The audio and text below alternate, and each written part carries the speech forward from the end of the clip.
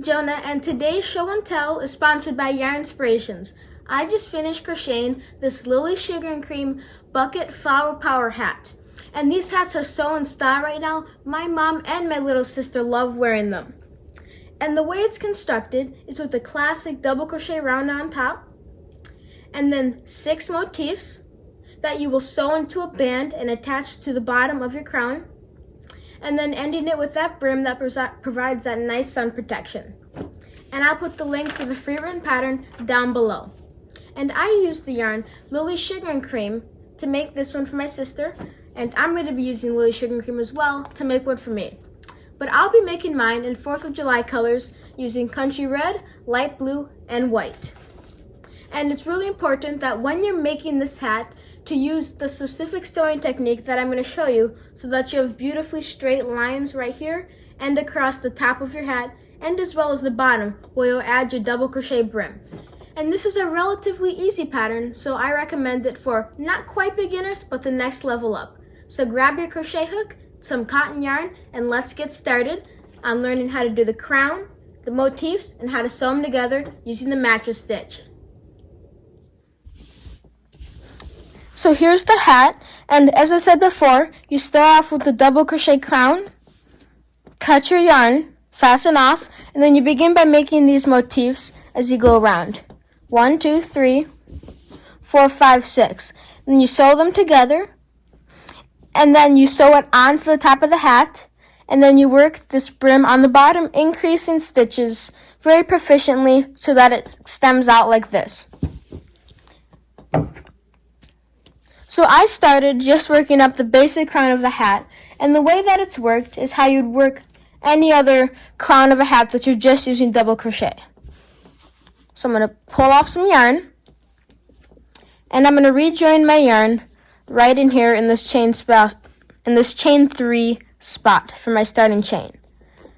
I'll chain up 3 again, and this is going to be round number 5. So I'll double crochet right into that first space again. So now I have 2 double crochets, my chain 3, which counts as double crochet, and then my first double crochet. And then I'll double crochet in each of the next 3 stitches. 1, 2, 3, and then in the next stitch I'll put 2 double crochets, 1 and 2, and then in the next 3 stitches I'll just put 1 double crochet, 2,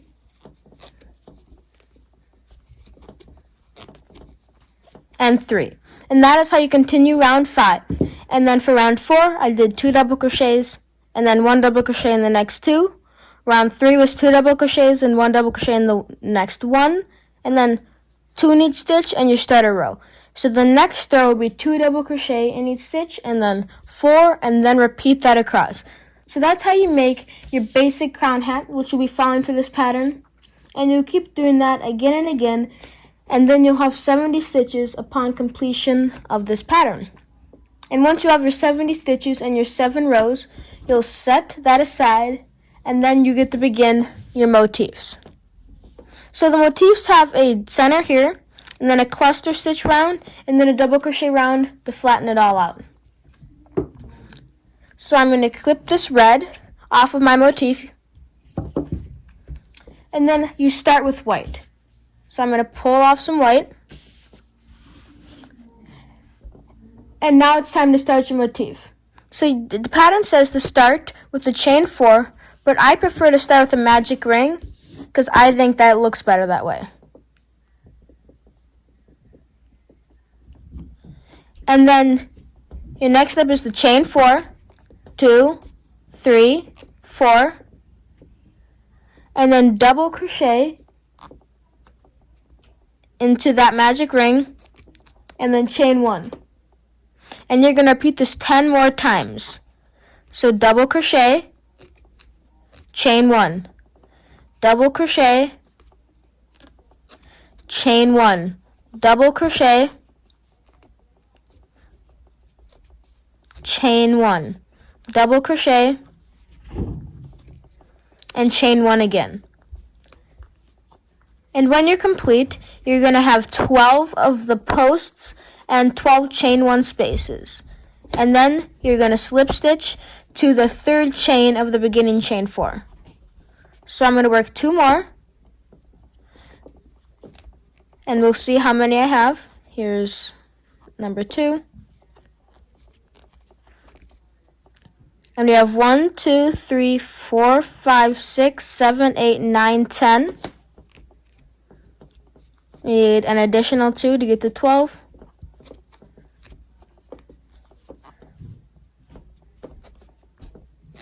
And then you chain 1 again and pull this loop to cinch it down. And then slip stitch into the third chain of this beginning chain 4. So now you have all these spaces and all of these double crochets. So then you cut your white yarn, set it aside, and transition into blue. I'm going to pull off some starting yarn.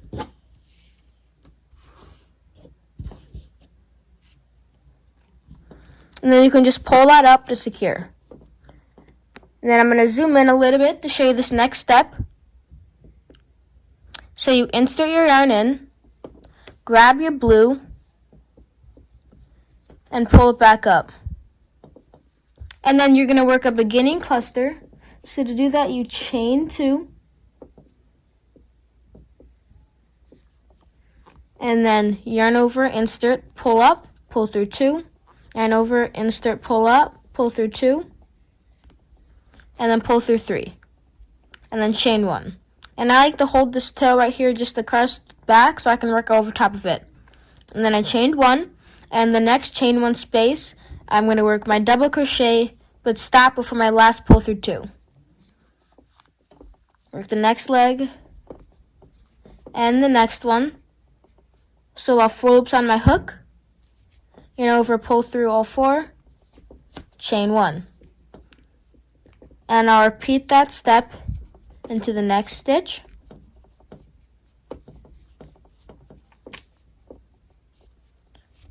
And then I'll chain 1 and cluster stitch into the next chain 1 space.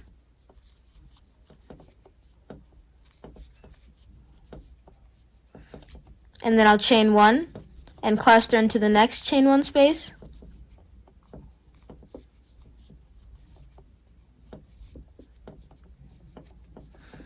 And as you work this round, you'll want these stitches to be pretty close together, but you also want to maintain an even tension.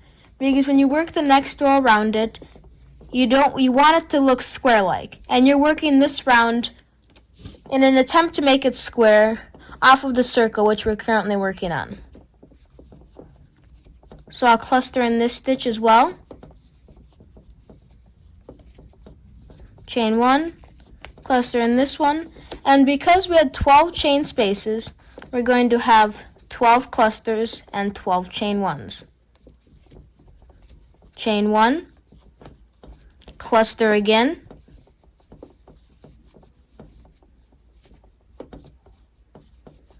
cluster again,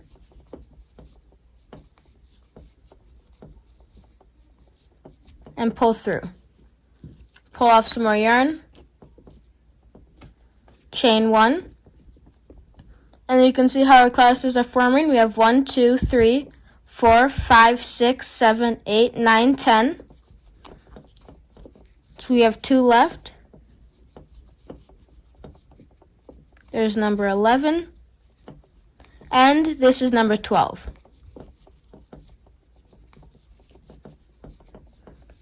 So then pull through, chain 1, and slip stitch to the top of that beginning cluster. And then flatten it down and kind of maneuver it a little bit. And then you cut this blue and pull through. And then you'll join your yarn again. And this time you're going to be using your red or whatever your main color is going to be for the majority of your hat.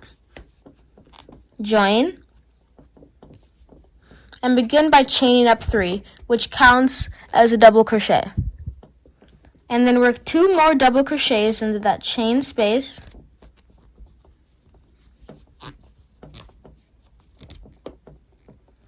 And then into the next chain space, you're going to work 2 more. 2 and 3. But then in the next chain space, you're going to work 1 group of 3 double crochets.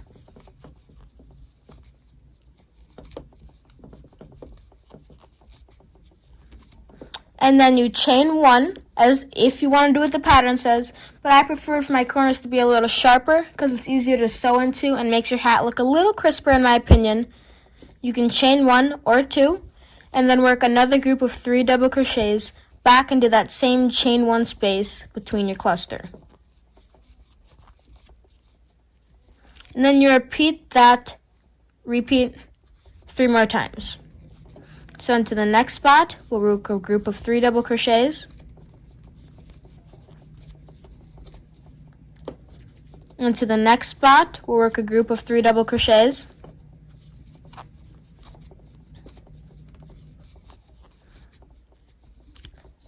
And then into the next space, we'll work a group of 3 double crochets. 1, 2, and 3. And then you're going to chain 2 and work another group of 3 double crochets into that same spot. And you'll need to continue that around, and then you can cut your yarn. And once you complete that row, your motif should look like this. Starting off with that white round of the double crochet spokes, and then a cluster round, and then a final round like this. And once you've gotten 6 made, it'll be time to sew them together. But I'm going to be sewing mine together using the mattress stitch. And the way you do the mattress stitch is by pulling through each side twice and through the other side twice, so that everything lines up and is very smooth. So I'm going to cut a large length of my red color and thread it onto a needle. And then in my first one right here, I'll use the right side. I'm going to come up through that first chain. Just come straight up through it. Nothing special, just pull through that first chain. Leave a tail at the bottom. And then I'm going to come over to the left side and go down the center of this first stitch, and then to come back up through both loops of the next stitch and pull through. And then coming back to the first side, I'm going to pull down through the stitch I just came through and then go up into the next one. And I'll pull that. Then you can line everything up a little bit. And then you come back and go down through the stitch you just were on the other side and up into the next one. So every stitch is going to overlap one spot and then go up to the next. And then go down this stitch and come up this one.